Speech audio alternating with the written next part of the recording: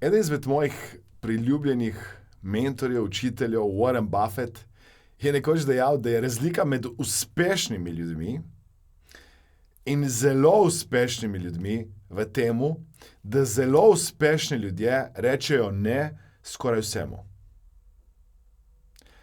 Bolj, ko se boste naučili reči ne stvarem, aktivnostim, nalogam, ki nimajo visoke dodane vrednosti, bolj boste lahko odprli vrata za priložnost, da počnete tisto, kar vam res prinaša največjo dodano vrednost.